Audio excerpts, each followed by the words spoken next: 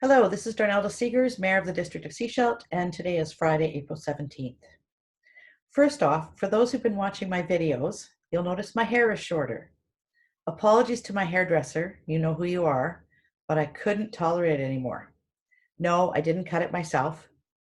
Initially refusing, after 2 days of watching videos, my husband agreed to cut it for me. The result? Not bad. And anyway, I'm very seldom out in public these days. So by the time I will be, it'll have grown back and I can hopefully get in to see my hairdresser then. So to the update. This is the first video in a week. This past long weekend, we saw increased traffic on BC ferries. There were lots of emails, Facebook posts, and messages about it. I think we were all disappointed that despite consistent messaging from the province, Sunshine Coast Tourism, the local emergency operations center, and government leaders everywhere, the people were still traveling here. They weren't heeding the message.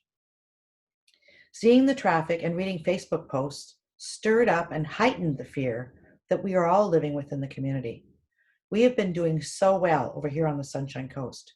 For the most part, we've embraced Dr. Bonnie Henry's message to stay home, or if we must go out, to practice physical distancing. We believe we have kept our local COVID-19 curve pretty flat.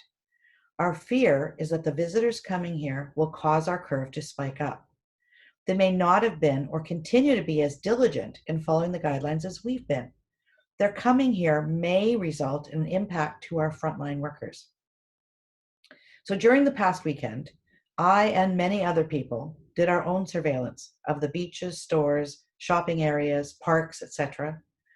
And since then, we've reached out to some store owners and others in the community to find out what their experience has been. Generally, we agree that overall, we didn't see a lot of people anywhere. Yes, there was increased traffic. Thursday was busier than normal at the stores, but the rest of the weekend, nope. Now from a week out, looking back, I think most would agree that it actually wasn't that bad. Some complaints were fielded about people not practicing physical distancing, but they were minimal and generally small groups, certainly not the 50 that can be enforced.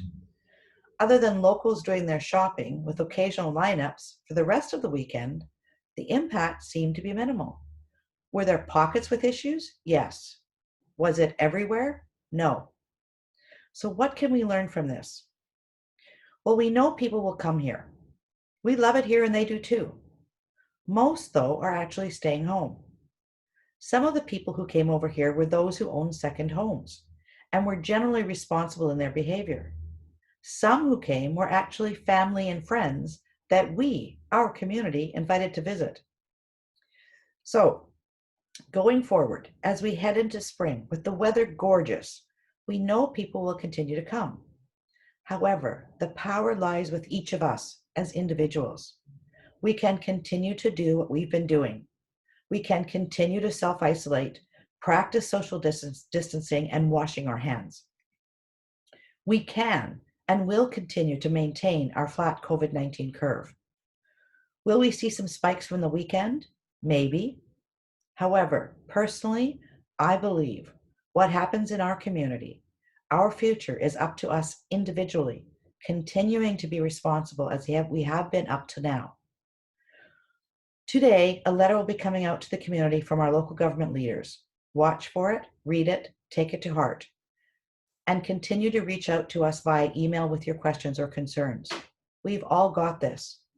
Check out Lori Pratt's video posted on the SCRD website. Check out the EOC bulletins. Till next time, from 6 feet apart.